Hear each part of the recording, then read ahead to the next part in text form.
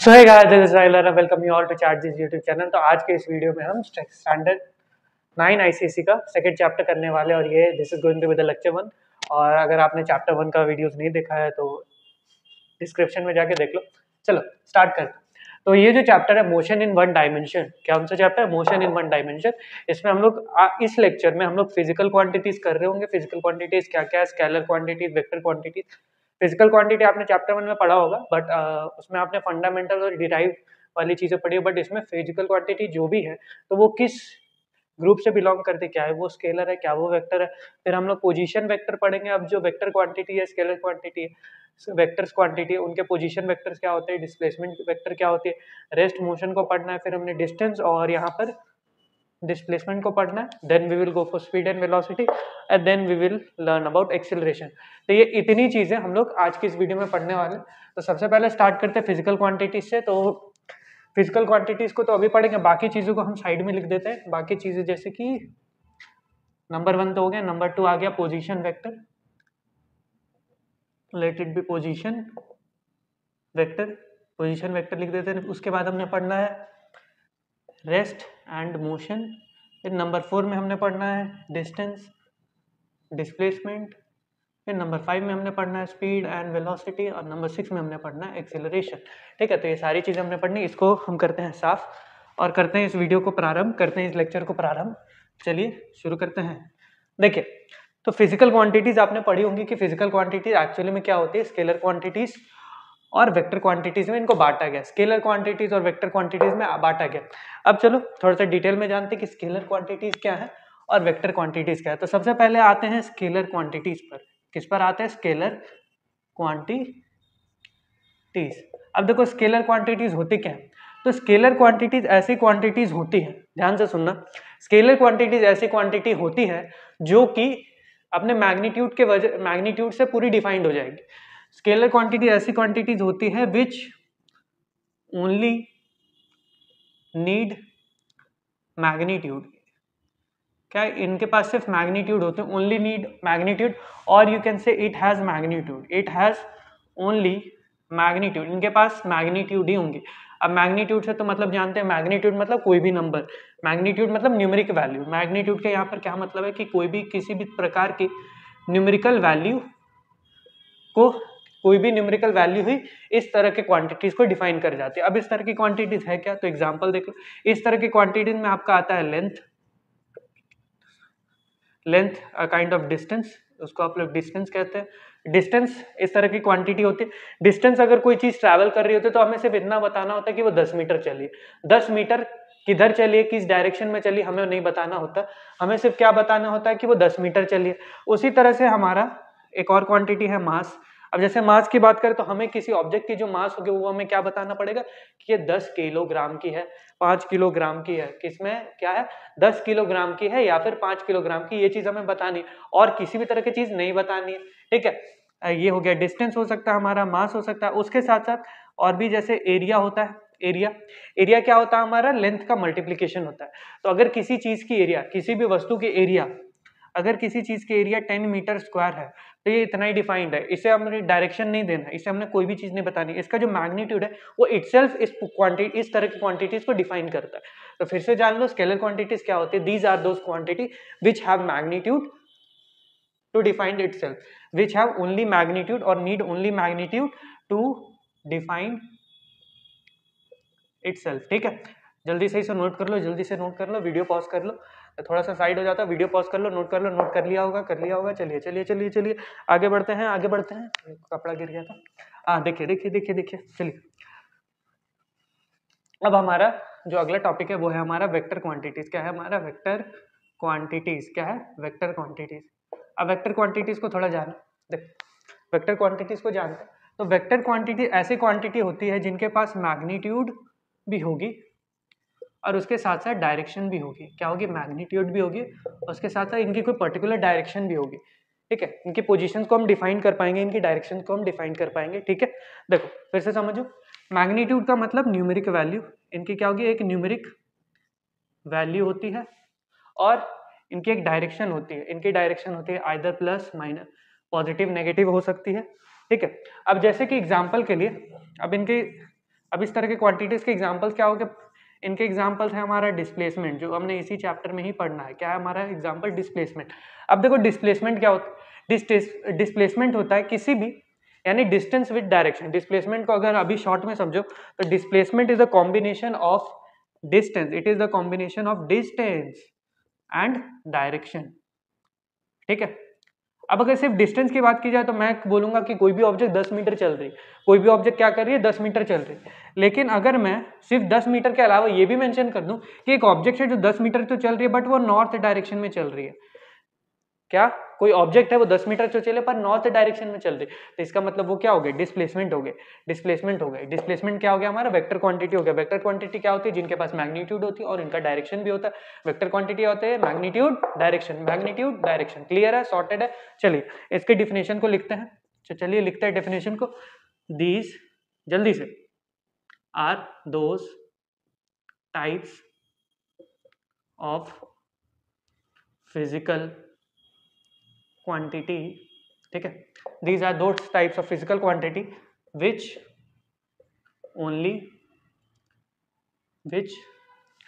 have both magnitude and direction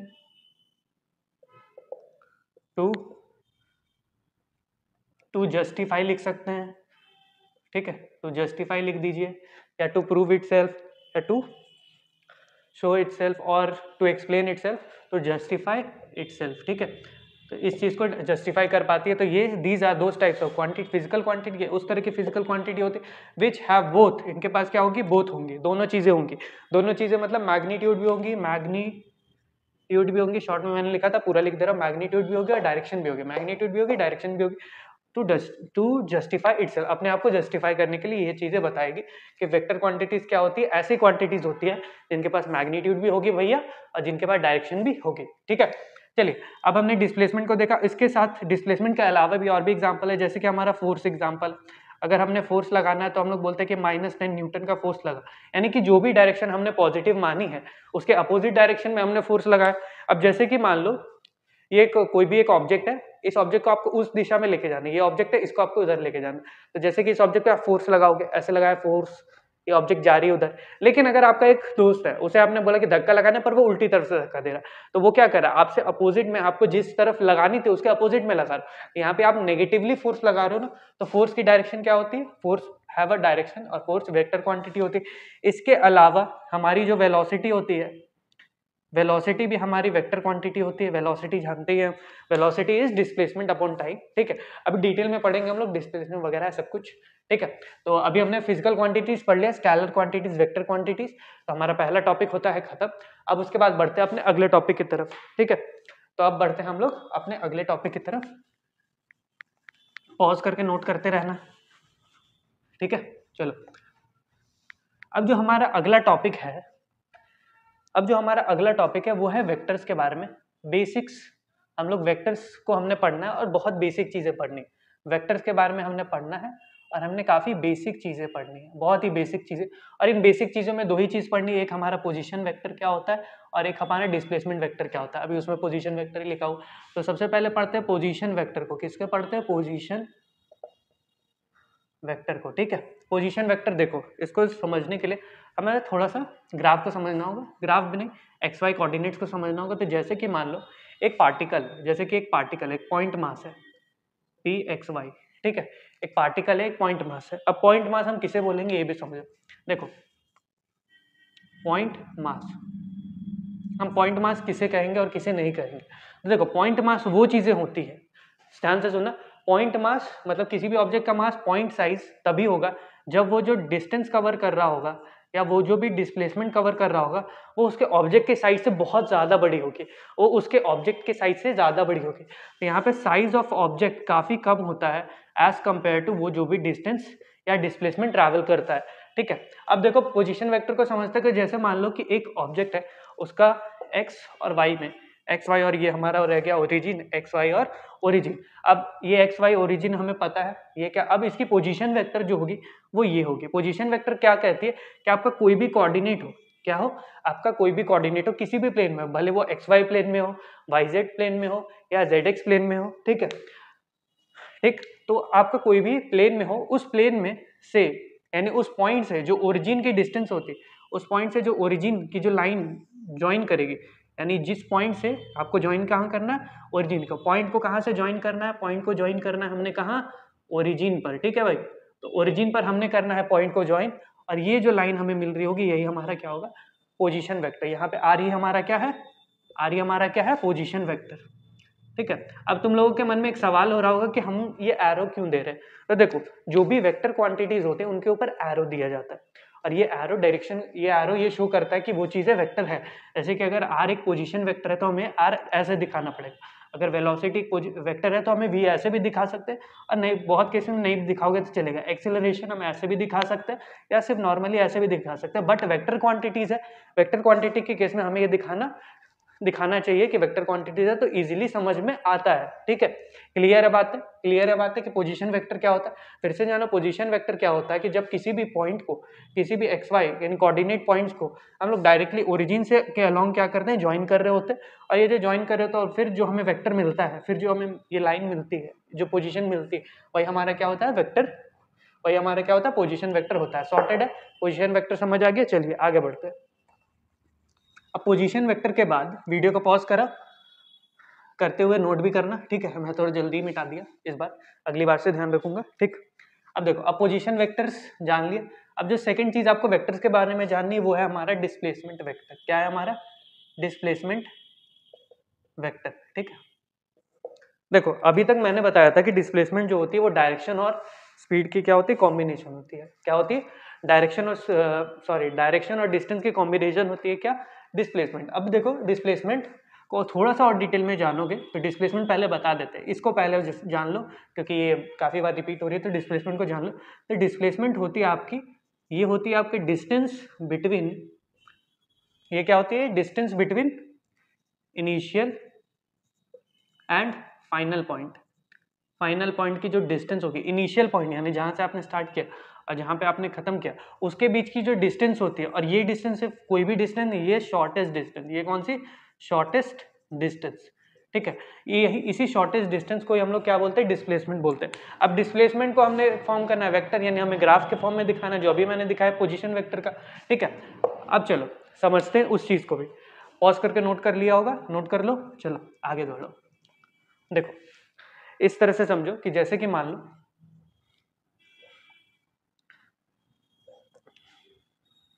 ये, जैसे कि मान लो एक ओरिजिन है, ये हमारा क्या है, ओरिजिन। अब यहाँ पर देखो, जैसे ये एक पॉइंट जो मैंने पहले दी थी P, और मान लो दूसरा पॉइंट हम लोग यहाँ लेते हैं P डैश। क्या लेते हैं, एक पॉइंट लेते हैं P और एक पॉइंट लेते हैं क्या, P डैश। क्या लेते हैं, P और P डैश। अब ये मान लो P है x, y, ठीक है, x1 y1 लेते हैं, और ये है x2 y2, ठीक है। अब ये P x2 y2 है, तो ये हमारी क्या होगी, ये जो लाइन होगी, इसे हमने थोड़ी देर पहले एक नाम दिया था जिसे हम कहते थे क्या, पोजीशन वेक्टर। तो इसकी पोजीशन वेक्टर हो गई ये, इसकी पोजीशन वेक्टर हो गई ये, ठीक है। लेट इट बी r1 और इसको बोलते हैं r2। अब इन दोनों पोजीशन वेक्टर, अब इन दोनों पॉइंट्स के बीच की जो शॉर्टेस्ट डिस्टेंस होती है उसे हमने क्या कहना है, डिस्प्लेसमेंट।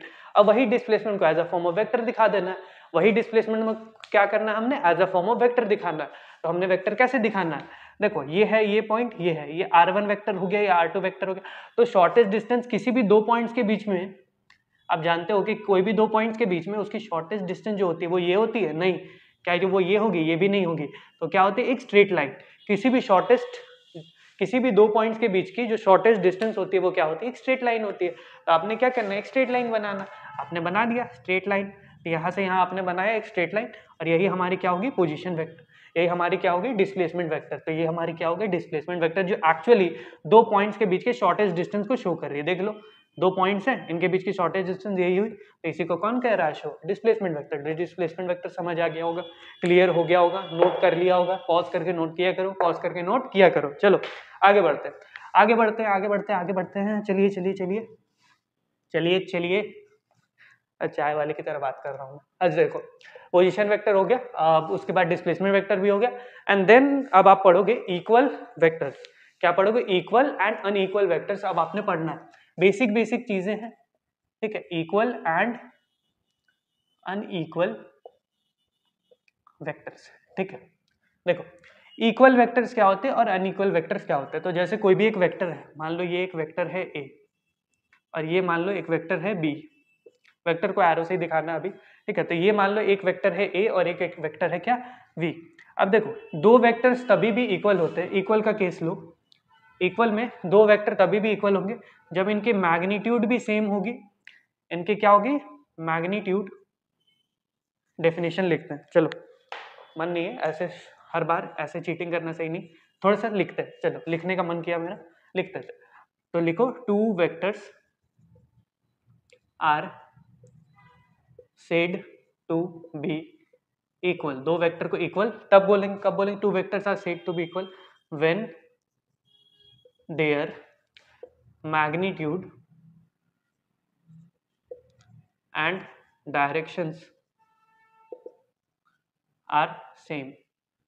जब इन दोनों की मैग्नीट्यूड्स और डायरेक्शन क्या होंगी, सेम होगी। अब देखो समझो, अब जैसे कि मान लो ये एक हमारा वेक्टर था, इसकी कुछ मैग्नीट्यूड होगी, देखो अब दोनों का अगर लेंथ देखोगे, दोनों की लेंथ अगर देखोगे, दोनों की लेंथ देखोगे तो दोनों की लेंथ सेम है, यानी काइंड ऑफ मैग्नीट्यूड सेम। तो हमने क्या करना है, मैग्नीट्यूड को करना है सेम और उसके साथ साथ डायरेक्शन को भी करना है क्या, सेम। तो डायरेक्शन भी क्या होगी, यहाँ पर देखो इनकी जो डायरेक्शन है, इनकी जो डायरेक्शन है, डायरेक्शन दोनों की देखो, ये दोनों वेक्टर किधर जा रहे हैं, इधर जा रहे हैं, दोनों ये वेक्टर किधर जा रहे हैं, इधर ही जा रहे हैं। और देखो ऐसा भी हो सकता है कि दोनों वेक्टर इधर जाए बट उनकी डायरेक्शन डिफरेंट भी हो सकती है, जैसे कि ये वाला केस देखो, ठीक है, जैसे ये वाला केस देखो, एक वेक्टर आपका इधर जा रहा है, एक वेक्टर इधर, दोनों इधर जा रही है एट द एंड इधर, बट थोड़ी सी क्या है, दूर है। अब दो वेक्टर्स तभी एकदम इक्वल होंगे जब वो पैरेलल भी होंगे। एक चीज और याद रखना, दो वेक्टर्स तभी भी इक्वल होंगे तब वो जब वो पैरेलल भी होंगे, ठीक है, पैरेलल भी होंगे, पैरेलली एक्ट भी कर रहे होंगे, तभी दो वेक्टर्स क्या होंगे, इक्वल होंगे, ठीक है। पैरेलल समझ आ गया, तो यहाँ से पैरेलल वेक्टर्स भी हमें समझ आ गया, दो वेक्टर्स हैं ये पैरेलल है। और अगर पैरेलल का टॉपिक आया है तो एक और चीज जान लो कि एंटी पैरेलल वेक्टर्स क्या होते हैं। अब हम जान लेते हैं कि एंटी पैरेलल वेक्टर्स भी क्या होते हैं, चलो उसे भी जान लेते हैं। अब चलो जान लो कि कोई भी दो वेक्टर एंटी पैरेलल, ठीक है। अब देखो जो पैरेलल वेक्टर्स होते हैं उनके बीच की अगर एंगल देखोगे तो 0 डिग्री है। इन दोनों को साथ साथ ले आओ, चलो ये एक वेक्टर था और इसी के ऊपर चढ़ा दो, तो दोनों वेक्टर साथ साथ आ गए, इनके बीच में कोई भी एंगल बन रहे नहीं बन। बट एंटी पैरेलल वेक्टर्स क्या होंगे, मान लो एक वेक्टर है ऐसा और एक वेक्टर है एकदम उसके अपोजिट, एक वेक्टर है ऐसा और एक वेक्टर है ऐसा। तो जैसे मान लो ये ए वेक्टर है, ये मान लो बी वेक्टर है, ठीक है, एक वेक्टर बी है एक वेक्टर ए है। अब इन दोनों को साथ लाएंगे एक स्ट्रेट लाइन में, एक स्ट्रेट लाइन में लाएंगे, इन दोनों को भी हमने एक स्ट्रेट लाइन में लाया था। अब इन दोनों को एक स्ट्रेट लाइन में लाएंगे तो इसको करते इधर नीचे शिफ्ट, इसको क्या करते थोड़ा सा नीचे करते शिफ्ट, तो ये वेक्टर्स को हम लोग शिफ्ट कर सकते हैं, पैरेलल शिफ्ट कर सकते हैं। तो पैरेलली से हमने यहाँ लाया, अब इसे हम पैरेलली यहाँ लाएंगे तो ये कुछ ऐसा बनेगा, इन दोनों के बीच में क्या होंगे एंगल 180 डिग्री। तो एंटी पैरेलल वेक्टर क्या होंगे, जिनके बीच में जो एंगल होगी वो कितनी होगी, 180 डिग्री होगी। और पैरेलल वेक्टर्स क्या होंगे, जिनके बीच में एंगल क्या होगी, 0 डिग्री होगी। ये भी समझ आया, एंगल से भी समझ जाओ कि पैरेलल वेक्टर्स क्या होती है, जिनके बीच में एंगल क्या होती है, 0। एंटी पैरेलल क्या है, जिनके बीच में एंगल 180। क्लियर है, सॉर्टेड है, सिंपल सी चीज है। तो वेक्टर्स भी जान लिया, इक्वल वेक्टर्स को जान लिया, अब बढ़ते हैं अनइक्वल वेक्टर्स की तरफ। चल अनइक्वल वेक्टर्स को भी जान लो, अनइक्वल वेक्टर्स को भी जान लेते हैं।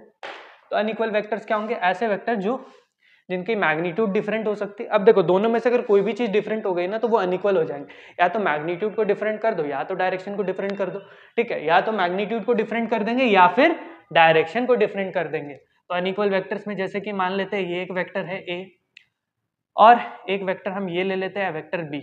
अब देखो हो सकता है इनकी लेंथ सेम हो सकता है इनकी मैग्नीट्यूड क्या हो, सेम हो।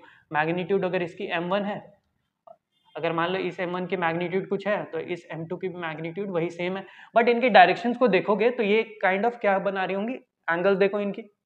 अगर इसको पैरेलली यहाँ पे शिफ्ट कर दो, इसको ले आते हैं यहाँ, तो अगर इसको इधर ले आते इधर शिफ्ट करते तो देखो ये ए वेक्टर ऐसा बनेगा, ये ए वेक्टर यहाँ से आया यहाँ, एक वेक्टर ऐसा बनेगा, इनके बीच में कोई एंगल बनेगी, ठीक है।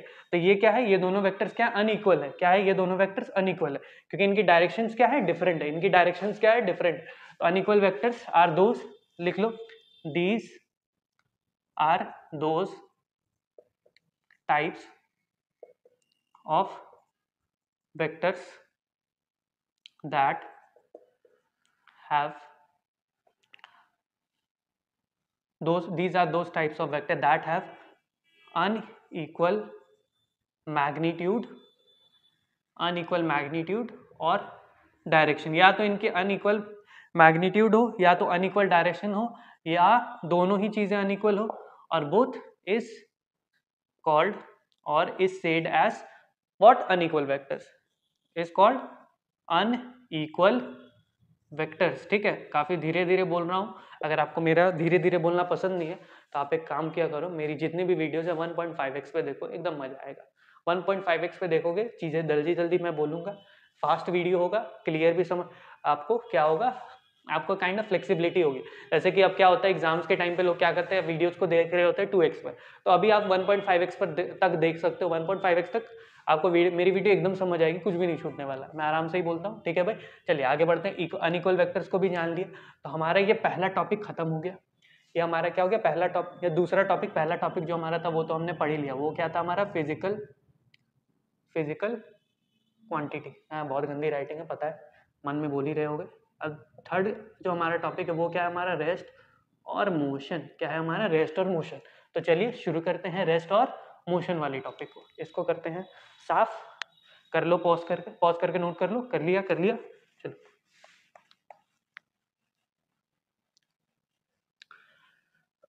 तो अब हमारा टॉपिक है रेस्ट और मोशन। चलिए, रेस्ट और मोशन, कुछ ज्यादा ही गंदा हो गया रेस्ट, रुको 1 मिनट, टाइम दो।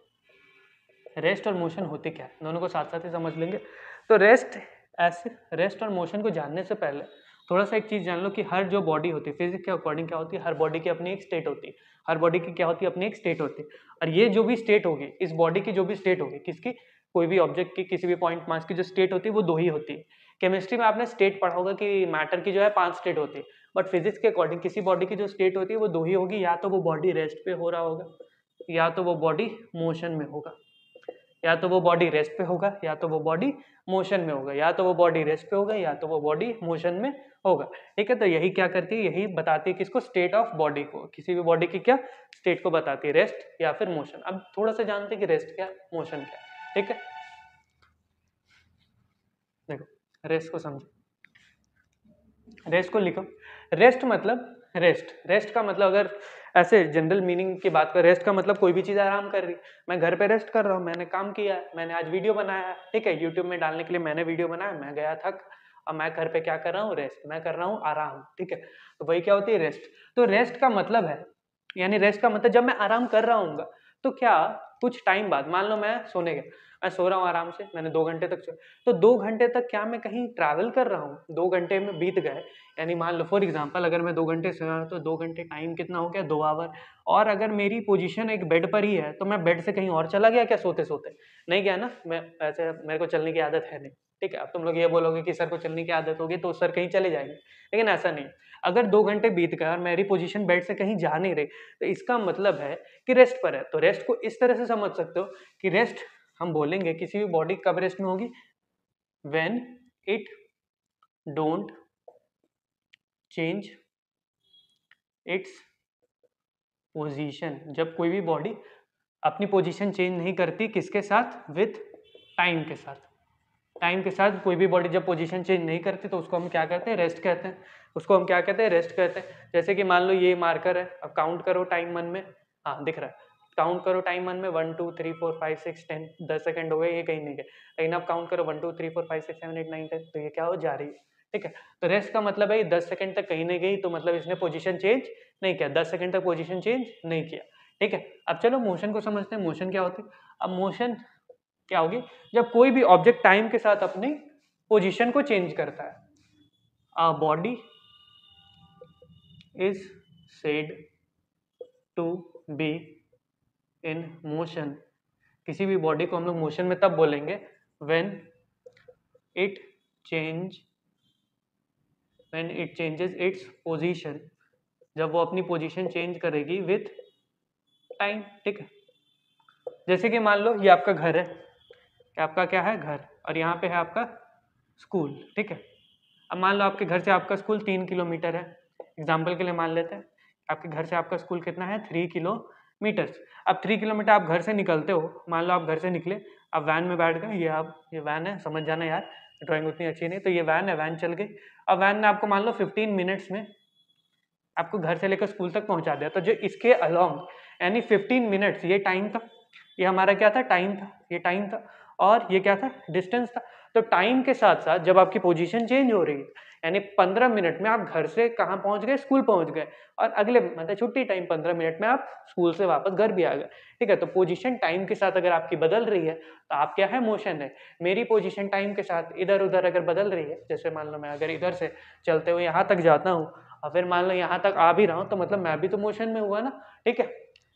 क्लियर है, चलो समझ जाते हैं। तो रेस्ट और मोशन क्लियर है। तो रेस्ट क्या होती है समझ गए, मोशन क्या होती है समझ गए। वीडियोस को करो पॉज और कर लो नोट, कर लिया होगा। चलो आगे बढ़ते हैं। रेस्ट और मोशन भी समझ आ गया, रेस्ट और मोशन हो गया क्लियर। उसके बाद अब बढ़ते हैं डिस्टेंस और डिस्प्लेसमेंट में। तो अब हम लोग पढ़ते हैं डिस्टेंस, ठीक है।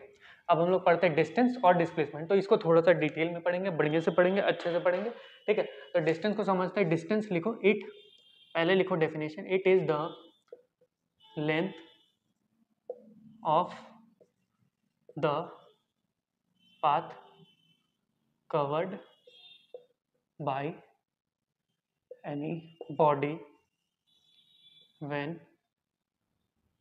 इट्स इन मोशन, ठीक है। जब क्या हो, वो मोशन में हो, ठीक है। जब क्या हो, वो मोशन में हो। तो देख लो क्या लिखा हो, it is the length of the path, यानी it is the length of the path covered by any body, यानी कि कोई भी बॉडी जब मोशन में होती है तो वो जितनी दूरी तय करती है, वो जितनी दूर जाती है, उसी को हम क्या कहते हैं, डिस्टेंस कहते हैं। उसे क्या कहते हैं हम, डिस्टेंस कहते हैं। एग्जाम्पल के लिए आप अभी घर में थे, अभी स्कूल भी गए थे, ठीक है, मन में, ठीक है। इमेजिन ही कराया था ना मैंने, तो इमेजिन कराया था। तो आप घर से कहाँ गए, स्कूल में। तो घर से आप स्कूल गए, तो आप घर से स्कूल के में जाने में आपको कितना समय लगा, 3 किलोमीटर, सॉरी कितनी डिस्टेंस लगी, 3 किलोमीटर। तो ये जो 3 किलोमीटर है, ये क्या है, आपकी लेंथ ऑफ द पाथ है। यानी जो भी पाथ लेंथ है उसको हम लोग क्या कह सकते हैं, डिस्टेंस कह सकते हैं। तो डिस्टेंस को हम लोग सिंपली यहाँ से ये भी लिख सकते हैं, distance is what, the length of the path. Distance is what, you can say it as length of the path, ठीक है। डिस्टेंस क्या होती है, लेंथ ऑफ द पाथ होती है 10 मीटर, 20 मीटर, 25 मीटर, 100 मीटर, जो भी है, ठीक। 1 किलोमीटर, 500 किलोमीटर, ठीक है। तो डिस्टेंस क्या होती है, लेंथ ऑफ द पाथ होती है। और डिस्टेंस जो होती है ये हमारी होती है एक स्केलर क्वांटिटी होती है, यानी ये क्या होती है, स्केलर क्वांटिटी। इसे भी लिख लेना, ठीक है, स्केलर क्वांटिटी होती है। स्केलर क्वांटिटी क्या होती है, डिस्टेंस होती है। इसके साथ अगर डिस्टेंस की एसआई यूनिट की बात करें तो मैंने बताया था लेंथ ऑफ, मैंने बताया था ना unit of length, unit of length मैंने पिछले चैप्टर में पढ़ाया था, तो वहां बताया था ऐसा यूनिट क्या होती है इसकी, मीटर होती है। क्या होती है, मीटर, METRE, कहीं कहीं METER होती है। तो METER और METRE दोनों ही सही है। METRE जो होता है ये हमारे यूके सिस्टम में होता है, जो ब्रिटिशर्स ने लॉन्च किया था। तो ब्रिटिशर्स ने हमारे देश पर 200 साल राज किया था उस टाइम पे। तो उसी के बाद से हम लोग यही वाली इंग्लिश पढ़ते हैं। हम लोग जो इंग्लिश पढ़ते हैं वो यूके इंग्लिश पढ़ते हैं, हम लोग यूएस इंग्लिश पढ़ रहे होते हैं। तो मीटर की स्पेलिंग METER पढ़ते हैं, ठीक है, क्लियर है। चलो वैसे गलत कोई भी नहीं है, सिंपल से समझो। डिस्टेंस क्या होती है, length of the part, length of the path covered by any body when it is in motion, जब कोई भी बॉडी मोशन में होती है। यहाँ से यहाँ गया, खेल खत्म। डिस्टेंस क्या हो गया, समझ आ गया, ठीक है। डिस्टेंस क्या होती है, सिर्फ length of the part. Distance क्या होती है, लेंथ ऑफ द पाथ, ठीक है। पॉज करो, नोट करो, ठीक। चलो अब हम लोग पढ़ते हैं डिस्प्लेसमेंट, ठीक है भाई। अब हम लोग क्या पढ़ते हैं, डिस्प्लेसमेंट। चलिए चलिए चलिए, डिस्प्लेसमेंट, ठीक। डिस्प्लेसमेंट, देखो डिस्प्लेसमेंट मैंने बताया था, it is the length, it is the distance between initial and final position. लिख लो, it is the shortest distance between initial and final position of the body. कोई भी बॉडी है उसकी इनिशियल पोजीशन और फाइनल पोजीशन के बीच की जो सबसे छोटी दूरी होगी, कोई भी बॉडी की इनिशियल पोजीशन और फाइनल पोजीशन के बीच की जो सबसे छोटी दूरी होगी, उसी को क्या कहते हैं हम लोग, डिस्प्लेसमेंट कहते हैं। और ये जो सबसे छोटी दूरी होगी, जैसे एक पॉइंट ए है, एक पॉइंट बी है, ये एक रास्ता हो गया, एक ये रास्ता हो गया। इसकी जो सबसे छोटी दूरी होगी वो हमेशा क्या होगी, एक स्ट्रेट लाइन होगी, एक स्ट्रेट लाइन ही होगी, ठीक है। और हमेशा क्या होगी, स्ट्रेट लाइन होगी, और ये जो शॉर्टेस्ट डिस्टेंस होगी, ये जो शॉर्टेस्ट डिस्टेंस होगी, this will always be a straight line. इसीलिए ये जो motion in one dimension chapter है, इसे हम लोग मोशन इन स्ट्रेट लाइन के नाम से भी पढ़ते हैं। ठीक है, ठीक है, इसे हम लोग मोशन इन स्ट्रेट लाइन के नाम से भी पढ़ते हैं, मोशन इन वन डायमेंशन और मोशन इन स्ट्रेट लाइन। ठीक है, तो कोई भी बॉडी स्ट्रेट लाइन में मोशन करे, और वन डायमेंशन का यहाँ से मतलब है कि किसी भी बॉडी का आपको इस चैप्टर में जो मोशन पढ़ना है, किसी भी बॉडी का, या तो वो आइदर पूरी एक्स एक्सिस में हो रही होगी, या तो पूरी वाई एक्सिस में उसका मोशन हो रहा होगा, या तो वो एक्स एक्सिस यानी हॉरिजॉन्टल मोशन कर रही होगी, यानी ठीक है, एक ही डायरेक्शन में, एक ही डायमेंशन में। डायमेंशन का मतलब सिर्फ एक पर्टिकुलर डायरेक्शन में, या तो इधर या तो इधर, सिंपल। ठीक है, तो डिस्प्लेसमेंट समझ आ गया, it is the shortest distance between initial and final position of the body. ठीक है, अब डिस्प्लेसमेंट समझ आ गया, और ये इसके बारे में भी थोड़ा फैक्ट जान लो। ये क्या होती है, हमारी वेक्टर क्वांटिटी होती है। It is a vector quantity, लिखते रहना, it is a vector quantity होती है। ठीक है, सेकेंड थिंग क्या है, वेक्टर क्वांटिटी होने के साथ साथ इसकी भी जो एसआई यूनिट होती है वो क्या होती है, मीटर होती है। ठीक है, इट इज, इसकी भी एसआई यूनिट क्या होती है, मीटर होती है। तो डिस्टेंस समझ आ गया, डिस्प्लेसमेंट समझ आ गया। एक क्वेश्चन करते हैं। ठीक है, एक क्वेश्चन करते हैं, काफी सिंपल सा क्वेश्चन करेंगे, मजा भी आएगा डिस्टेंस और डिस्प्लेसमेंट के बेसिस पे। ठीक है, एक क्वेश्चन करते हैं,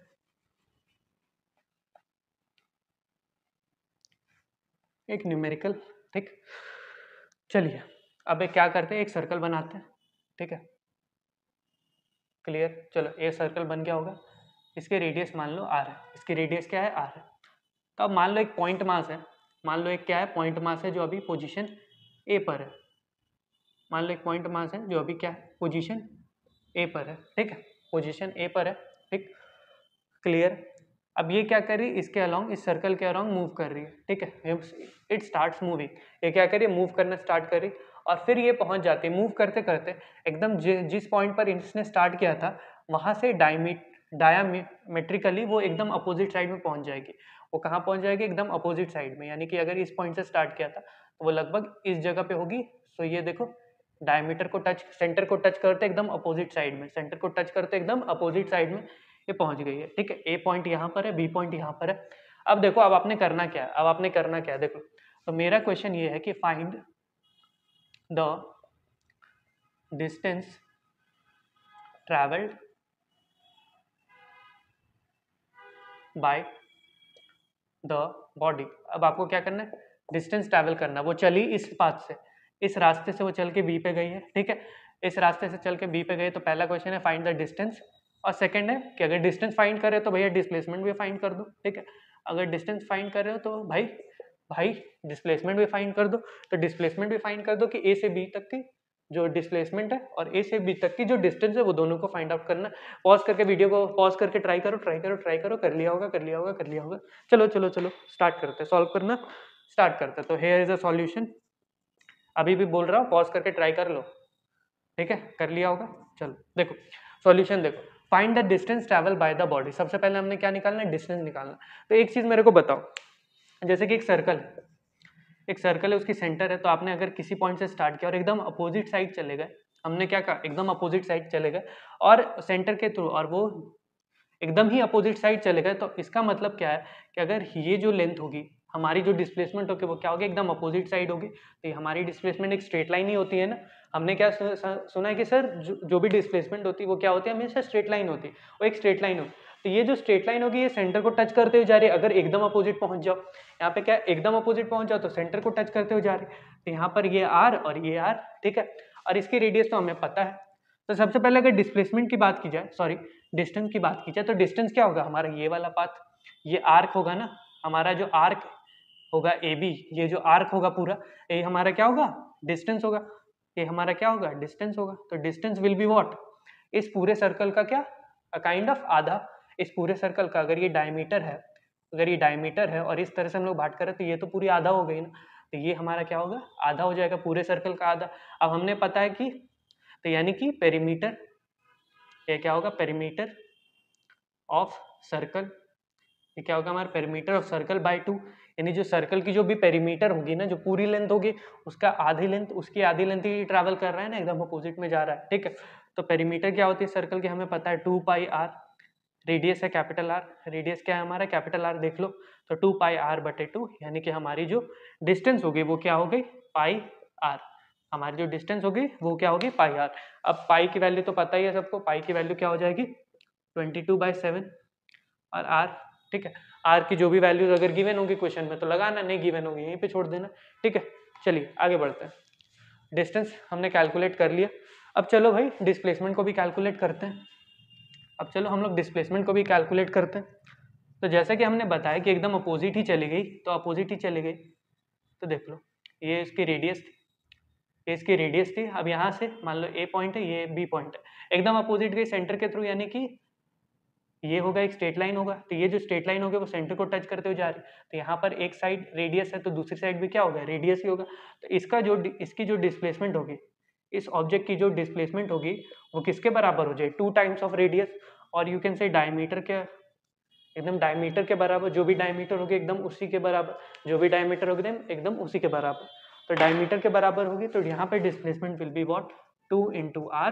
ठीक है, 2 इंटू रेडियस, 2 इंटू रेडियस ये क्या होगी डिस्प्लेसमेंट, और क्या होगी हमारी डिस्टेंस क्या होगी 22/7 इंटू आर। अब बड़ा कौन सा है ये है, बड़ा कौन सा है ये। तो डिस्टेंस क्या होती है हमेशा मोस्ट ऑफ द टाइम इससे बड़ी होती है या तो इसके इक्वल होती है। अब देखो कभी कभी क्वेश्चन आता है, एक क्वेश्चन अगर दूं इसको नोट कर लेना।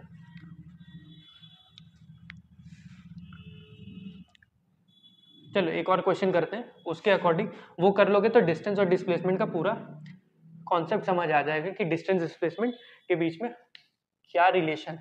तो इफ x हमारा शो करता है डिस्टेंस को, नहीं डिस्प्लेसमेंट ही रखता है, इफ x हमारा शो करता है डिस्प्लेसमेंट को, ठीक है, अगर x हमारा डिस्प्लेसमेंट को शो करता है और हमारा जो d है वो अगर डिस्टेंस को शो करता है, ठीक, x हमारा किसको शो करता है डिस्प्लेसमेंट को, d क्या करता है डिस्टेंस को शो करता है। तो अगर ये चीज हो रही है, ये सिनेरियो अगर हो रहा है, so therefore so which of the relation is true, true universally true, universally लिखते हैं, ठीक है, यूनिवर्सली ट्रू। ये काफी ये क्वेश्चंस आती है एग्जाम में, एमसीक्यू 1 मार्क्स में, एमसीक्यू ही है। ठीक है, अगर x डिस्प्लेसमेंट को शो करता है और d डिस्टेंस को शो करता है तब कौन सी रिलेशन इक्वल हो, कौन सी रिलेशन सही होगी। ठीक है, 4 ऑप्शन देते हैं ए बी सी डी, आपको बताना है ए बी सी डी में से कौन सा है। तो सबसे पहले बताते हैं x is greater then d, क्या ये यूनिवर्सली ट्रू होगा। d is greater then x, यानी ये यूनिवर्सली ट्रू मतलब ऑलवेज, यूनिवर्सली ट्रू का मतलब जो हमेशा होगी, जो चीज हमेशा होगी, ठीक है, जो हमेशा के लिए सच है। ठीक है, x is equal to d, और you can say d is greater than और इक्वल टू x। ठीक है, कर लिया होगा, ट्राई कर लिया होगा। तो इस क्वेश्चन का जो सही आंसर है वो है हमारा ऑप्शन डी। ऑप्शन डी क्या कहता है कि जो डिस्टेंस होगी d, जो डिस्टेंस क्या होगी वो हमेशा बड़ी होगी, या तो हमेशा बड़ी होगी, और ये मतलब इक्वल, या तो बड़ी होगी या तो बराबर होगी, किसके बराबर होगी डिस्प्लेसमेंट के बराबर होगी। अब जैसे कि मान लो दो पॉइंट्स के बीच में ए और बी पॉइंट्स के बीच में जाने का सिर्फ एक ही पर्टिकुलर रास्ता है और वो स्ट्रेट लाइन ही है, तो हमारी डिस्टेंस भी क्या एक स्ट्रेट लाइन और डिस्प्लेसमेंट भी क्या एक स्ट्रेट लाइन। तो ये दोनों चीजें इक्वल भी हो सकती हैं, इक्वल तो हो ही सकती है ना। और एक और चीज, कभी भी डिस्टेंस जो होगी वो डिस्प्लेसमेंट से छोटी तो होगी नहीं, क्योंकि डिस्प्लेसमेंट तो खुद सबसे छोटी डिस्टेंस है ना, डिस्प्लेसमेंट तो खुद सबसे छोटी डिस्टेंस है दो पॉइंट के बीच की। तो ये भी चीज क्लियर हो गई, डिस्टेंस और डिस्प्लेसमेंट का भी कॉन्सेप्ट क्लियर हो गया। एक और क्वेश्चन करते हैं, मजा आएगा। ठीक है, एक और क्वेश्चन करते हैं, मजा आएगा। चलो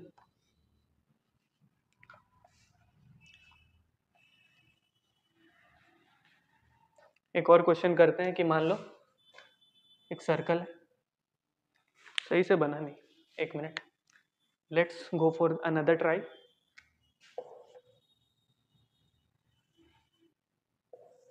ठीक है, चलो बन गया बन गया बन गया बन गया, ठीक है बन गया। अब देखो ये है, मान लो एक सर्कल है with radius R, with radius R, मान लो ये एक पॉइंट है ए, ये पॉइंट है बी, ये पॉइंट है सी और ये पॉइंट है डी। ठीक है, ठीक है, तो अब क्या करना है, ये आपका क्वेश्चन रहेगा होमवर्क, ये क्वेश्चन रहेगा आपका होमवर्क, ये करेंगे नहीं यहाँ पर, ये होमवर्क करेंगे, ये आप लोग होमवर्क करेंगे। तो होमवर्क में करना क्या है कि फाइंड करना है, आपको क्या करना है फाइंड करना है, फाइंड डिस्टेंस एंड डिस्प्लेसमेंट। आपको क्या फाइंड करना है, डिस्टेंस और डिस्प्लेसमेंट बिटवीन, किसके किसके बीच में, बिटवीन ए टू बी, जब ए टू बी जा रही होगी, ठीक है, जब बिटवीन ए टू बी, ये क्वेश्चन है, ये कोई ऑप्शन नहीं है, ध्यान से सुनना, ये क्या है, क्वेश्चन है, ऑप्शन नहीं है। जब ऑब्जेक्ट ए से बी गई, जब ए से बी पहुंची, तब इसकी जो डिस्टेंस होगी और इसका जो डिस्प्लेसमेंट होगा वो दोनों चीज फाइंड आउट करनी, ठीक है। ये भी हमारा रेडियस है, ये भी हमारा रेडियस है, ये भी हमारा रेडियस है, क्लियर। फिर देखो जब बी टू सी जाएगी तब भी फाइंड करना है डिस्टेंस डिस्प्लेसमेंट दोनों। फिर जब सी से डी जाएगी तब भी फाइंड करना है, और जब डी से ए जाएगी तब भी आपको क्या फाइंड करना है, डिस्टेंस और डिस्प्लेसमेंट। तो चारों के केस में आपको डिस्टेंस और डिस्प्लेसमेंट क्या करना है, फाइंड आउट करना है। और फाइंड आउट करके कमेंट में आंसर बताना है। जो कमेंट में आंसर बताएगा उसका नाम मैं अगली वीडियो में लूंगा, ठीक है, उसका नाम मैं अगली वीडियो में लूंगा, ठीक। उसका जो भी ईमेल आईडी होगी, अगर वो अपना नाम लिखना चाहे तो लिख सकता है, ठीक है, तो उसका नाम मैं अगली वीडियो में लूंगा, ठीक। तो ये वाला होमवर्क बना लेना। चलो अब बढ़ते हैं अगले टॉपिक की तरफ।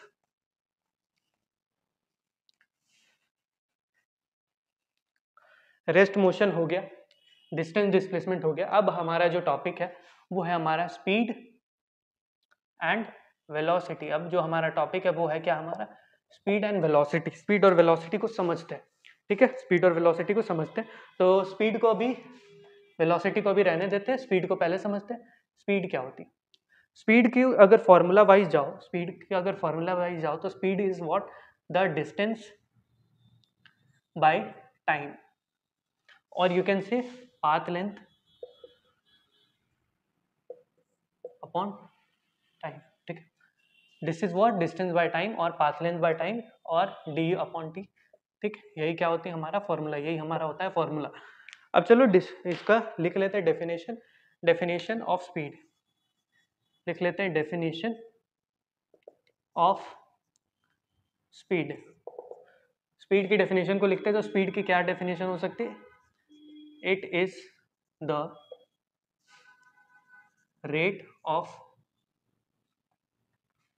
it is the rate of path covered, or you can say distance covered. It is the rate of path covered or distance covered by an object or by किसी भी body, by an object in unit time, ठीक है, कि अपने किसी particular unit time में वो कितना डिस्टेंस ट्रैवल कर रहा होगा, उसी को हम लोग क्या कहेंगे, स्पीड कहेंगे। एग्जाम्पल से समझते हैं, चलो एग्जाम्पल से समझते हैं। मान लो एक बॉडी है जो कि 10 मीटर चलती है और इसमें उसको टाइम लगता है कितना, 20 सेकेंड्स लगता है। तो इसको क्या लगता है टाइम, थोड़ा ज़्यादा ही हो गया, चलो 10 मीटर चलती है 5 सेकंड लगता है, ठीक है। एक ऑब्जेक्ट है जिसको 10 मीटर चलती है 5 सेकंड लगता है। तो अगर इसकी स्पीड की बात करें तो speed is what, path length, यानी जो डिस्टेंस है। तो डिस्टेंस है हमारा 10 मीटर और पाथ है हमारा क्या, 5 सेकेंड, 5 सेकेंड। तो स्पीड क्या हो जाएगी मेरी 10/5, जो कि क्या होगी 2 metre per second. 2 metre per second, तो 2 मीटर प्रति सेकेंड की ये क्या है, स्पीड है। तो 2 मीटर क्या चल रही है, अपने यूनिट टाइम में चल रही है, और जो हमारा यूनिट टाइम क्या है वो है सेकेंड, ठीक है। तो 2 metre per second is what, the speed of object. It is what, the speed of object. और स्पीड जो होती है, स्पीड के बारे में और भी जान लो, स्पीड की जो एसआई यूनिट होगी वो क्या होगी, यही metre per second. It is what, metre per second. इसको हम लोग डिनोट करते हैं m/s से, और इसके अलावा m/s-1 इससे भी डिनोट कर सकते हैं, इससे भी हम लोग डिनोट कर सकते हैं। तो डेफिनेशन ऑफ स्पीड पता चल गई, स्पीड होती क्या ये। अब टाइप्स ऑफ स्पीड को जानते हैं, पॉज करके नोट कर लो। अब हम लोग पढ़ते हैं टाइप्स ऑफ स्पीड को। चलिए चलिए चलिए जल्दी से। तूने मेरा जाना कभी नहीं जाना, फर्ज मेरा दर्द मेरा। टाइप्स ऑफ स्पीड, ठीक है। तो टाइप्स ऑफ स्पीड को समझते हैं, ठीक। टाइप्स ऑफ स्पीड को समझते हैं, ये मेरा फेवरेट गाना है, ठीक। तो टाइप्स ऑफ स्पीड में अगर देखो तो नंबर 1 जो स्पीड है वो है हमारी यूनिफॉर्म स्पीड। क्या है, यूनिफॉर्म स्पीड, ठीक। यूनिफॉर्म स्पीड है। यूनिफॉर्म स्पीड को लिखते हैं, डेफिनेशन लिखते हैं। When a object travels, when a body travels or an object travels equal distances in equal interval of time, ठीक है। तो नंबर 1 टाइप है मेरा टाइप्स ऑफ स्पीड में, number 1 uniform speed. When an object travels equal distance in equal interval of time, ठीक है। इसी को हम लोग क्या कहते हैं, इज सेड टू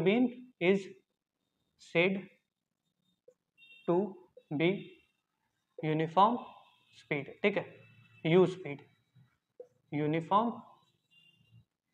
स्पीड, ठीक, क्लियर। चलो एक एग्जाम्पल समझते हैं। देखो ऑब्जेक्ट ट्रैवल करी इक्वल डिस्टेंसेस, तो चलो हमने इक्वल डिस्टेंसेस ले लेते हैं। तो पहला हमने इक्वल डिस्टेंस 10 मीटर का हमने एक ये ले लेते हैं, इंटरवल ले लेते हैं, ठीक है, equal distances in equal interval of time. अब पहली 10 मीटर चलने में मान लो इसको 2 सेकंड लगी, तो दूसरी जो 10 मीटर होगी इसको भी चलने में इसे 2 ही सेकंड लगने चाहिए, तीसरी जो 10 मीटर होगी उसको भी चलने में 2 ही सेकंड लगने चाहिए। तभी हम क्या कहेंगे कि ये जो ऑब्जेक्ट है वो यूनिफॉर्म स्पीड में जा रही है। कोई भी ऑब्जेक्ट यूनिफॉर्म स्पीड में कब जा रही होती है, जब वो इक्वल डिस्टेंस के इंटरवल को इक्वल टाइम इंटरवल में कवर करता है, तब हम क्या कहते हैं, उसे यूनिफॉर्म स्पीड कहते हैं कि वो ऑब्जेक्ट क्या है, यूनिफॉर्म स्पीड में है, ठीक है, क्लियर है, सॉर्टेड है, समझ आ गई। अब चलो, अब मैं तुम्हें दिखाता हूं जादू।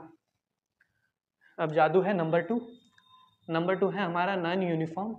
तो when an object travels equal distances in unequal interval of time is said to be non uniform speed, no matter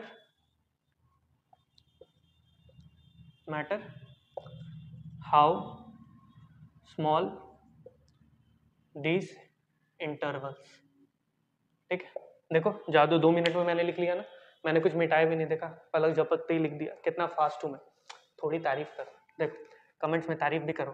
देखो चलो नॉन यूनिफॉर्म स्पीड को समझते हैं। देखो जब कोई भी ऑब्जेक्ट इक्वल डिस्टेंसेस को, मान लो मैंने 10-10 मीटर का जो इंटरवल रखा था, 10 मीटर का, ये 10 मीटर का, आगे वाला भी 10 मीटर का, ठीक है, तो 10-10 मीटर का जो मैंने इंटरवल रखा था, ये 10-10 मीटर के इंटरवल को कवर करने में अगर आपको अनइक्वल टाइम इंटरवल्स लग रहे, अनइक्वल टाइम डिस्ट्रीब्यूशन लग रहा है, फॉर एग्जांपल पहले 10 मीटर को इसने कर लिया 2 सेकंड में कवर, दूसरे 10 मीटर को ये कर रहा है 5 सेकंड में कवर, तीसरे 10 मीटर को ये कर रहा है 1 सेकंड में कवर, तो ये क्या यूनिफॉर्म स्पीड में है? नहीं है। तो ये किस तरह की स्पीड में है? नॉन यूनिफॉर्म की स्पीड में। क्लियर है, सॉर्टेड है, समझ आ, क्लियर है, मजा आ रहा है, अच्छा लग रहा, मजा आ रहा, गर्मी तो लग रही। चलो अब हमारा जो अगला टॉपिक है उस पर समझते हैं, जो कि हमारा थर्ड टाइप्स ऑफ स्पीड है। क्या है हमारा टाइप्स ऑफ स्पीड? हमारे टाइप्स ऑफ स्पीड का थर्ड पार्ट क्या है? थर्ड है टाइप्स ऑफ स्पीड में। तीसरा क्या था? हाँ, इंस्टेंटेनियस स्पीड। याद आया मेरे को याद आ गया रे बाबा, इंस्टेंटेनियस स्पीड, ठीक है। इंस्टेंटेनियस स्पीड यानी कि इंस्टेंटेनियस यानी at an instant. Instantaneous word का मतलब होता है किसी एक पर्टिकुलर इंस्टेंट पे, किसी एक पर्टिकुलर इंस्टेंट पे, यानी कि अगर 5वें सेकंड में, 10वें सेकंड में, ठीक है, एक पर्टिकुलर इंस्टेंट में जो स्पीड होती है उसी को हम लोग क्या कहते हैं? Instantaneous speed. समझ नहीं पा रहे हो? अभी समझ आएगा। Instantaneous speed at an instant, ठीक है, किसी एक पर्टिकुलर इंस्टेंट में जो स्पीड होती है उसी को हम लोग क्या कहते हैं? इंस्टेंटेनियस स्पीड कहते हैं। इंस्टेंटेनियस स्पीड को अगर समझोगे तो instantaneous speed is what? It is very small distance और वेरी स्मॉल टाइम। जैसे कि एग्जांपल के लिए आप कभी कार चलाए होगे, या आप कभी कार में बैठे होगे, या आप बाइक चलाए होगे, या कभी बाइक में बैठे होगे, या आप कोई भी व्हीकल चलाए होगे, तो उसमें देखना आपको एक स्पीडोमीटर दिखता है, एक ओडोमीटर दिखता है। क्या दिखता है? ओडोमीटर, ठीक। ओडोमीटर हमें क्या बताता है? स्पीड बताता है। जैसे कि अगर मान लो अभी कार की स्पीड है 100 किलोमीटर पर आवर, ठीक है, अभी मान लो एग्जांपल के लिए कार की स्पीड है 100 किलोमीटर पर आवर, ठीक है, और अगले ही सेकंड उस कार की स्पीड अचानक से बढ़ जाती है 120 किलोमीटर पर आवर, या घट जाती, ठीक है। तो किसी पर्टिकुलर इंस्टेंट में जो स्पीड होती है ना, उसी को हम लोग क्या कहते हैं? इंस्टेंटेनियस स्पीड कहते हैं। तो किसी भी पर्टिकुलर इंस्टेंट में जो स्पीड होती है वो क्या कहते हैं? Instantaneous speed. एग्जाम्पल के लिए मान लो आप कार लेके निकले, ये है आपकी गड्डी, ये है मान लो कार लेके निकले, आपने 0 से स्टार्ट किया, 0 मीटर पर सेकंड पे स्टार्ट किया, और अगर मान लो किसी ने पूछ लिया कि आप 10वें सेकंड में, जब कार स्टार्ट किया था उसके 10वें सेकंड में आपकी स्पीड क्या थी, तो 10वें सेकंड की इंस्टेंटेनियस स्पीड मेरे को ये बताएगा ना, ओडोमीटर बताएगा। तो एग्जांपल के लिए मान लो आपके उस 10वें सेकंड में आपकी जो इंस्टेंटेनियस स्पीड वो 25 मीटर पर सेकंड होगी। 25 मीटर पर सेकंड मान लेते एग्जांपल के लिए, बहुत ज्यादा होती है 25 मीटर पर सेकंड, ठीक है, 25 मीटर पर सेकंड काफी ज्यादा स्पीड होती है। तो मान लो उस 10वें सेकंड में आपकी स्पीड जो होगी 25 मीटर पर सेकंड होगी, तो वो क्या है, एक पर्टिकुलर इंस्टेंट की स्पीड है, वो पर्टिकुलर एक टाइम की स्पीड है। तो वहां पे टाइम पीरियड भी काफी छोटा है और डिस्टेंस भी, और उस पर्टिकुलर इंस्टेंट में उस एक सेकंड में काफी कम डिस्टेंस भी ट्रैवल कर रहा होगा, काफी कम डिस्टेंस, काफी छोटा डिस्टेंस भी ट्रैवल कर रहा हो, तो इसी को हम लोग क्या कहते हैं, इंस्टेंटेनियस स्पीड। तो इंस्टेंटेनियस स्पीड को हम लोग डेल एस से डिनोट करते हैं। Del S is what, del S is del D upon del T, ठीक है। और यहाँ पर जो हमारा, इसको और बढ़िया से अगर लिखोगे तो लिमिट, यहाँ पे फिर लग जाएगी लिमिट डेल टी, यानी time interval is tends to 0, और ये होगा हमारा del D by del T, ठीक है। समझ गए, फिर से काफी गंदा लग रहा है वैसे, तो साफ से लिख देता हूँ। देखो, यानी उसको इस तरह से समझ सकते हैं कि जो हमारा इंस्टेंटेनियस स्पीड होता है, जो कम टाइम की जो स्पीड होती है, उसको हम लोग इस तरह से समझ करते हैं, लिमिट के टर्म्स में एक्सप्रेस करते हैं। Limit time t tends to 0 और is time t tends to 0 डेल d बाई डेल टी, यानी कि ये जो हमारा डिस्टेंस होगा वो भी काफी छोटा होगा, और जो हमारी टाइम होगी वो भी क्या, काफी छोटी होगी। इसीलिए तो t टेंस टू 0 है, t टेंस टू 0, यानी ये क्या है, 0। इसका मतलब क्या है कि टाइम जो है अप्रोच कर रही है, time is what, approaching to 0, यानी टाइम 0 तक अप्रोच करती हुई जा रही। इसी को हमने क्या कहना है, इंस्टेंटेनियस स्पीड कहना है। इसी को हमने क्या जानना है, इंस्टेंटेनियस स्पीड। क्लियर हो रही बात है, सॉर्टेड हो रही बात है। चलिए आगे बढ़ते हैं।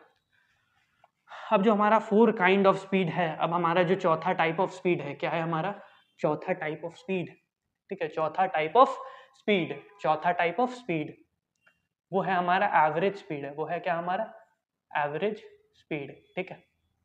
देख लो एवरेज स्पीड है क्या, एवरेज स्पीड है क्या। तो average speed is what, average speed क्या होता है हमारा, average speed is total distance travelled, this is what, total distance travel by total time taken. It is what, total distance travel by total time taken. It is what, average speed. Average speed जो होती है S average, AVG, ठीक है। S average जो होती है वो total distance travel by total time taken, इसी को हम लोग क्या कहते हैं, एवरेज स्पीड कहते हैं। मान लो आप कोई पर्टिकुलर रोड ट्रिप पे जा रहे हो, आप एक पर्टिकुलर रोड ट्रिप पे जा रहे हो, फॉर एग्जांपल जैसे वही मान लो स्टार्टिंग के 10 मीटर 10 मीटर 10 मीटर, ठीक है, 10-10 मीटर, पहले में मान लो 2 सेकंड लगा, दूसरे में मान लो 3 सेकंड लगा, चौथे में मान लो 5 सेकंड लगा, 10-10 मीटर को कवर करने में, 10-10 मीटर को क्या कवर करने में, ठीक है। तो यहाँ पे जो हमारा स्पीड एवरेज होगा वो क्या होगा, टोटल डिस्टेंस। अब टोटल डिस्टेंस बताओ, 10-10 और 10 कितने हो गए, 30 हो गए। अब भाई टोटल टाइम 2 3 2 5 5 10 सेकंड, 10 सेकंड हो गए, तो ये क्या हो गया 30/10, यानी कि हमारा क्या हो गया 3 मीटर पर सेकंड। तो ये हमारा स्पीड, एवरेज स्पीड क्या हो गया 3 मीटर पर सेकंड। तो एवरेज स्पीड आपको समझ में आ गया, एवरेज स्पीड आपको समझ में आ गया, एवरेज स्पीड आपको समझ में आ गया। तो स्पीड वाला टॉपिक होता है खत्म, स्पीड वाला टॉपिक होता है खत्म। अब स्टार्ट होता है वेलोसिटी। अब स्टार्ट होता है क्या, वेलोसिटी। पॉज करके नोट कर लिया होगा।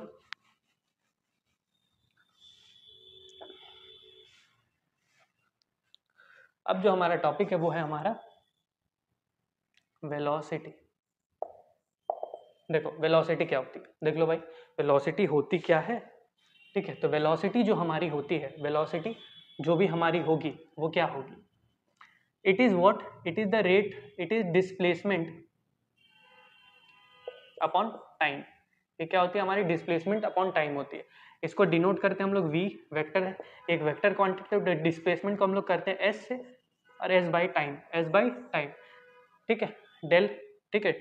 इसे हम लोग x से भी कर सकते हैं, x से ज्यादा बेटर, क्योंकि s से तो हमने स्पीड को किया था। तो v is what, x upon T, x हमारी क्या है, x हमारा क्या है डिस्प्लेसमेंट, x हमारा क्या है डिस्प्लेसमेंट, और t क्या है हमारी टाइम। क्लियर है, क्लियर है। चलिए वेलोसिटी के बारे में इतना जान लिया, मार्कर यहीं पे, वेलोसिटी के बारे में इतना जान लिया। अब वेलोसिटी के बारे में और चीज जानते हैं कि वेलोसिटी की जो एसआई यूनिट होती है, जो एसआई यूनिट होती है वेलोसिटी की, वो भी क्या होती है, मीटर पर सेकेंड। क्या होती है हमारी, metre per second.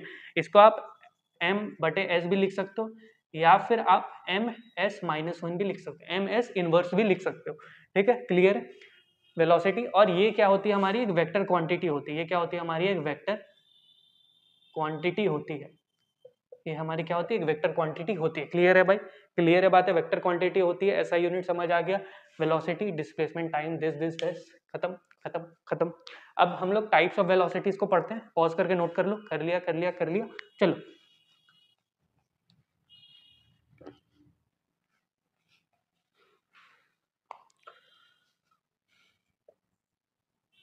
Types of velocities,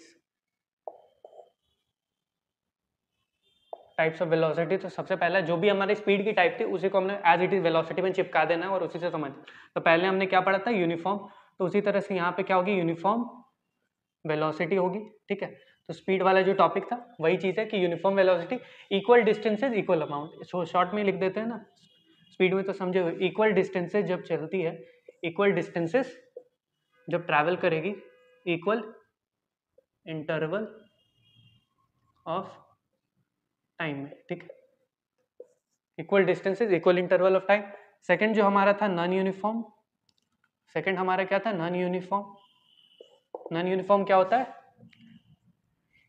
non uniform मतलब ये जो वो चीज होगी, इक्वल डिस्टेंसेस तो होंगी यहाँ पे, इक्वल डिस्टेंसेस होगी बट अनइक्वल टाइम इंटरवल होगा, अनइक्वल टाइम इंटरवल होगा, ठीक है। ये दोनों ही चीजें अनइक्वल भी हो सकती है, तो दोनों ही चीजें अनइक्वल हो सकती है। हो सकता है ना कि पहले 5 मीटर का कोई एक इंटरवल को फिक्स ना किए बिना भी अब दोनों ही चीजों को अनइक्वल ले लो, तब भी वो नॉन यूनिफॉर्म स्पीड कहलाएगी, तब भी वो नॉन यूनिफॉर्म वेलोसिटी कहलाएगी, ठीक है। तो uniform velocity, non uniform velocity. अब हम लोग पढ़ते हैं इंस्टेंटेनियस वेलोसिटी, ठीक है, ठीक है। अब हम लोग पढ़ते हैं इंस्टेंटेनियस वेलोसिटी, ठीक है। आइए पढ़ते हैं इंस्टेंटेनियस वेलोसिटी। इंस्टेंटेनियस वेलोसिटी को क्या कहते हैं, देखो इंस्टेंटेनियस मतलब वेलोसिटी एट एन इंस्टेंट। मैं पहले भी बताया था, किसी एक पर्टिकुलर टाइम पे, किसी पर्टिकुलर काफी छोटे से टाइम पे, यानी काफी छोटे से टाइम पे time approaches to zero, time approaches to what, del T. ये क्या है, डेल टी, ठीक है। तो वेलोसिटी इज व्हाट, तो यहाँ पे ये जो छोटी सी वेलोसिटी होगी डेल वी जो होगी वो क्या होगी हमारी, del X by del T होगी, ठीक है, del X by del T. तो हमें लिख सकते हैं लिमिट एल टी भी लिख सकते हो, या फिर आप एल आई एम भी लिख सकते हो, लींबू मत लिख देना, ठीक है, एल आई एम है, ठीक है। तो del T approaches to zero, V हो गई दिस दिस दिस बटे दिस। अब यहाँ पर अब एक और चीज जान लो, इसको हम लोग और D S upon D T से भी रिप्रेजेंट कर सकते हैं, D x upon D T से भी रिप्रेजेंट कर सकते हैं। ये D S upon D T मतलब डिफ्रेंशिएट करना, वो अभी नहीं जानना, अभी उतना मत जानो, D x upon D T अगर जरूरत पड़ेगी तो आगे बता दूंगा, जरूरत पड़ेगी तो ये वाली चीज बता दूंगा। अभी इतना समझो कि यहाँ पे ये जो x है ये काफी छोटी डिस्टेंस है, यानी डेल x क्या है, काफी छोटी डिस्टेंस है, वेरी स्मॉल डिस्टेंस। और टाइम तो आपको पता ही, टाइम अप्रोच कर रही है जीरो को, time is what, approaching to zero, time is what, here time approaching to zero. Clear हो गया, क्लियर हो गया, क्लियर हो गया, क्लियर हो गया, क्लियर हो गया, क्लियर हो गया, ठीक है, समझ आ गया। अब देखो इंस्टेंटेनियस वेलोसिटी, इंस्टेंटेनियस स्पीड बताया है मैंने, चलो एक क्वेश्चन करा देते हैं, ज्यादा क्लियर भी हो जाएगा, मजा भी आ जाएगा। जैसे कि अगर मान लो मैं वेलोसिटी की एक इक्वेशन बनाता हूँ, वेलोसिटी की एक इक्वेशन बनाता हूँ, ठीक है, जैसे कि आपने इक्वेशन बनाई कि y is equal to A X plus B, ऐसा ही कुछ, चलो इसी तरह का कुछ प्रकार का बनाते हैं। तो हमने वेलोसिटी की एक इक्वेशन बनाई, वेलोसिटी की हमने इक्वेशन बनाई 3t प्लस 5t स्क्वायर। क्या बनाई मेरा, 3t प्लस 5t स्क्वायर, मैंने वेलोसिटी की इक्वेशन बना। तो अगर मैंने पूछ लिया कि वेलोसिटी आपको निकालनी है एट फिफ्थ सेकेंड यानी 5वें सेकंड में आपकी वेलोसिटी क्या सी, तो कुछ नहीं करना, टाइम की जगह आपने 5 प्लेस करना है। तो v is equal to 3 into 5 plus 5 into 5 की स्क्वायर, ठीक है। 3 5 होती है 15 प्लस 5 इंटू 25 तो 15 प्लस ये क्या 5वें सेकंड में, अगर ये वेलोसिटी की इक्वेशन है तो इस अकॉर्डिंग देख लो 15 का 15 और 5 इंटू 25, 25 5 से 125, 125 प्लस 20 यानी वो 140। तो वेलोसिटी हमारी क्या होगी, 140 मीटर प्रति सेकंड, 140 मीटर प्रति सेकंड हमारी क्या होगी, वेलोसिटी होगी। क्लियर हो गया कि इंस्टेंटेनियस वेलोसिटी को कैसे बताया जाता है, ठीक। Instantaneous velocity, velocity at a particular instant, velocity at a particular instant. और ये इंस्टेंटेनियस वेलोसिटी कौन बताता है, एक इंस्ट्रूमेंट। अगर ये क्वेश्चन पूछ दे कि which instrument tells about, which instrument which device shows the instantaneous velocity, तब आपने क्या लिखना, you can directly write odometer, आप ओडोमीटर लिख दो, या आप फिर एक और चीज है स्पीडोमीटर लिख दो, ठीक। थक गया भाई, काफी लंबी चल रही, चलो आगे बढ़ते हैं। क्लियर है, सॉर्टेड है, मजा आ रहा, मजा आ रहा। चलो टाइप्स ऑफ वेलोसिटीज का तीसरा हमने पढ़ लिया इंस्टेंटेनियस वेलोसिटी, हमने यूनिफॉर्म पढ़ा, हमने नॉन यूनिफॉर्म पढ़ा, हमने इंस्टेंटेनियस भी पढ़ लिया। अब हमने क्या पढ़ना है, एवरेज वेलोसिटी पढ़नी है। हमने क्या पढ़ना है, एवरेज वेलोसिटी, ठीक है। तो एवरेज वेलोसिटी क्या होती है? एवरेज वेलोसिटी कुछ नहीं, टोटल जो भी आपकी डिस्प्लेसमेंट होगी, जो भी आपकी टोटल डिस्प्लेसमेंट होगी उसको आपने कर देना है टोटल टाइम से क्या करना है, डिवाइड कर देना। एग्जाम्पल के लिए अगर आपके मान लो टोटल डिस्प्लेसमेंट, अगर मान लो आप एक ही लाइन में जा रहे हो, आप स्ट्रेट लाइन में ट्रैवल कर रहे हो, तो अगर मान लो 10 मीटर इधर है, 10 मीटर इधर, इधर मान लो 20 मीटर है, ठीक है, उतना मैटर नहीं, 10 मीटर 20 मीटर, इधर मान लो 2 सेकंड लग गए, इधर मान लो 10 सेकंड लग गया, इधर मान लो 1 सेकंड लग गया, कभी स्पीड कम ज़्यादा कम ज़्यादा, ठीक, कभी वेलोसिटी कम ज़्यादा, तो क्या टोटल डिस्प्लेसमेंट टोटल 10 10 20 20 40 होगी, और यहाँ कितना हो गया 10, 40/13, 40/13 को निकाल लेना, डेसिमल में आएगा, मूड नहीं है मेरा, ठीक है, 40/13 हो गया। चलो average velocity clear, average velocity समझ आ गई। चलो अब बढ़ते हैं अपने अगले टॉपिक की तरफ जो कि है हमारा एक्सीलरेशन, और ये काफी बढ़िया टॉपिक है और ये थोड़ा इंटरेस्टिंग भी, मजेदार। इसके लिए आपको थोड़ा सा इमेजिन होना पड़ेगा। तो हमने स्पीड वेलोसिटी को भी कवर अप कर लिया, अब हम पढ़ते हैं एक्सीलरेशन। अब हम लोग पढ़ेंगे क्या, acceleration. Acceleration is a rate of change of velocity. Acceleration is what, it is, लिख लो, it is the rate of change of velocity. ये क्या होती है हमारी, rate of change of velocity, यानी वेलोसिटी किस रेट से चल रही होती है, rate of change of velocity with time. अब चेंज हो रही है तो किसी के साथ तो हो रही होगी ना, विथ टाइम के साथ हो रही है। किसके साथ हो रही है भाई, टाइम के साथ, ठीक है। अब देखो एक्सेलरेशन हमारा क्या होगा, एक्सेलरेशन को हम लोग, एक्सेलरेशन भी हमारी क्या होती है, एक वेक्टर क्वांटिटी होती है, वेक्टर क्वांटिटी होती है, ऑल्सो वेक्टर क्वांटिटी, ठीक है। वेक्टर क्वांटिटी होगी, ये भी पॉजिटिव नेगेटिव कुछ तो बताएगी, और इसके साथ साथ वेक्टर क्वांटिटी होने के साथ साथ अगर इसके एसआई यूनिट की बात करो तो इसकी जो एसआई यूनिट होती है वो क्या होती है, metre per second square, metre per second square, सुनना ध्यान से, मीटर पर सेकंड स्क्वायर, और -2 ms second inverse square inverse.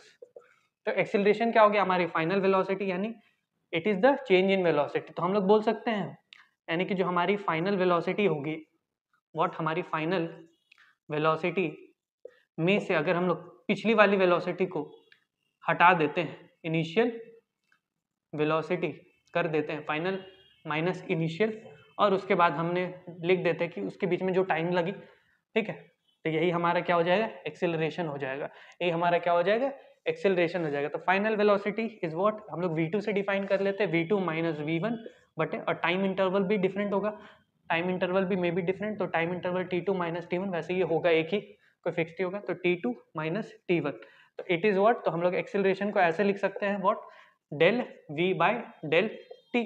अब ये टाइम काफी छोटा है तो हम लोग ये लिख सकते हैं कि limit del t tends to 0, और इसे आप dv बटे dt भी लिख सकते हैं, इसे आप dv बटे dt अगर लिख दोगे तो ये जो आपकी dv बटे dt, dv अपॉन dt जो होगी, ये फिर आ जाएगी आपकी इंस्टेंटेनियस एक्सेलरेशन। ये किसको बताएगी, इंस्टेंटेनियस एक्सेलरेशन को बताएगी। चलो एक इक्वेशन देते हैं, उससे बनाते हैं। चलो इंस्टेंटेनियस एक्सेलरेशन का एक सवाल करते हैं इंस्टेंटेनियस एक्सेलरेशन पे, ये मैं नोट कर लिया होगा। चलो इंस्टेंटेनियस एक्सेलरेशन, तो अगर मान लो इंस्टेंटेनियस एक्सेलरेशन की अगर एक इक्वेशन है, फॉर एग्जांपल 3 एक्सेलरेशन है 3t² + 5t, ठीक है, 3t² + 5t। तो अगर मान लो मैं पूछ लेता हूँ कि टाइम के दूसरे सेकंड में इसकी क्या एक्सेलरेशन होगी, तो दूसरे सेकंड में इसकी एक्सेलरेशन जो होगी वो क्या होगी, बताओ, कुछ नहीं, 3 × t² + 5t², हमें टाइम पता है 2 सेकंड है, तो 3 × 2 की स्क्वायर प्लस 5 × 2, ठीक है, तो 3 × 2 की स्क्वायर होती है 4 प्लस 5 × 2, 3 4 जा 12, 5 2 जा 10, कर देना ऐड, तो 10 + 12 कितनी हो जाएगी, 10 10 20, और ये हो जाएगी 22, तो 22 हमारी क्या हो जाएगी, व्हाट, एक्सेलरेशन, हमारी 22 क्या हो जाएगी, एक्सेलरेशन, इंस्टेंटेनियस एक्सेलरेशन जो भी होगी, ठीक है, किस लेवल से एक्सेलरेट कर रहा है, टाइम की इक्वेशन के साथ, ठीक है, क्लियर है, सॉर्टेड है। चलिए आगे बढ़ते हैं, चलिए एक क्वेश्चन करते हैं और खत्म करते हैं इस लेक्चर को, एक क्वेश्चन करते हैं और इस क्वेश्चन को करते हैं खत्म। देखो आप जंगल गए हो, आप कभी जू गए हो, जू में आपने देखा होगा एक्सेलरेशन का थ्योरेटिकल पार्ट खत्म होता है, एक न्यूमेरिकल करते हैं और वीडियो पे एंड करते हैं। एक्स्ट्रा न्यूमेरिकल सब की अगर वीडियो चाहिए कि सर न्यूमेरिकल्स पे भी वीडियो बनाओ तो फिर कमेंट करो, तभी बनाऊंगा, नहीं कमेंट करोगे नहीं बनाऊंगा, ठीक है। चलो चलो क्वेश्चन बता दो, ठीक है। तो एक्सेलरेशन क्या है, एक्सेलरेशन पे बेस्ड एक क्वेश्चन करते हैं, ठीक है। तो अब जैसे कि मान लो एक चीता है, एक क्या है, एक चीता है, चीता है, चीता मतलब खड़ा था कहीं जंगल में, कहीं खड़ा था चीता, अभी था रेस्ट पोजीशन पे। पहले वो क्या था, एकदम आराम से रेस्ट कर रहा था। रेस्ट करने के बाद उसे थोड़ी दूर बाद एक प्रे दिखता है, उसे क्या दिखता है, प्रे दिखता है, क्या दिखता है, प्रे दिखता है। अब चीता क्या करता है, दौड़ना स्टार्ट करता है, चीता स्टार्ट रनिंग, चीता स्टार्ट नहीं, चीते ने दौड़ा, चीते दौड़ा, मतलब चीता दौड़ना स्टार्ट किया, इट स्टार्ट रनिंग। और क्या हुआ, वो टाइम उसे लगा 10 सेकंड वहां तक पहुंचने में, अपने शिकार को तक पहुंचने में, और शिकार को उसने लिया पकड़, और शिकार को उसने 10 सेकंड में पकड़ लिया। और जब जिस टाइम पे उसने पकड़ा, जिस टाइम पे उसने पकड़ा तब उसकी जो स्पीड थी वो 25 मीटर पर सेकंड थी, चीते की जो स्पीड थी वो 25 मीटर पर सेकंड थी। तो मैं देता हूं क्वेश्चन कि फाइंड एक्सीलरेशन ऑफ चीता, ठीक है, फाइंड एक्सेलरेशन ऑफ चीता। अब चीते की एक्सेलरेशन क्या होगी, चलो सॉल्व करते हैं। तो सॉल्यूशन हाजिर है, सॉल्यूशन है यहाँ पर हाजिर। देखो तो एक्सेलरेशन हमें पता है क्या होती है, v2 माइनस v1 बटे टाइम स्मॉल इंटरवल या डेल्टी, ठीक है, स्मॉल टाइम इंटरवल। अब देखो v2 मतलब फाइनल वेलोसिटी, तो हमें एक्सेलरेशन को, एक्सेलरेशन होती है, एक्सेलरेशन को फाइंड आउट करना है तो हमें चाहिए v2, हमें चाहिए v1 और हमें चाहिए टाइम, ये चीजें चाहिए। तो एक्सेलरेशन ये तो कैलकुलेट करना है, v2, v2 मतलब फाइनल वेलोसिटी। तो फाइनल वेलोसिटी कब होगी, जब उसने पकड़ लिया होगा। तो जब उसने पकड़ा तब देख लो लिखा हुआ है 25 मीटर पर सेकंड पे उसने पकड़ लिया, तो v2 हमारा क्या हो गया, 25 मीटर पर सेकंड हो गया। और जो हमारा v1 हो गया, v1 यानी इनिशियल, तो जब वो इनिशियली उसने देखा, जब वो इनिशियली उसने स्टार्ट करता, स्टार्ट तो उसने जीरो से करा ना, उसने स्टार्ट क्या करा, जीरो से वो भागना शुरू हुआ, तो जीरो पे था तो इनिशियली हमारी v1 हो जाएगी जीरो, और टाइम इसका लगा कितना, 10 सेकंड, काफी फास्ट है भाई, चीते तो होते ही तेज है। तो v2 माइनस v1 कर देते, तो 25 माइनस 0 बटे डेल्टी, डेल्टी हमारा कितना है 10, हमारा कितना है 10, तो 25/10 मीटर पर सेकंड स्क्वायर, तो ये कितना हो जाएगा 2.5 मीटर पर सेकंड स्क्वायर। तो यहाँ पे हम आंसर लिख सकते हैं, क्या लिख सकते हैं कि एक्सेलरेशन ऑफ चीता, एक्सेलरेशन ऑफ चीता is what, is 2.5 metre per second square, 2.5 metre per second square. तो आज की वीडियो में के लिए इतना ही, मिलते हैं अगले वीडियो में। Till keep learning and keep exploring our YouTube channel, और जय हिंद।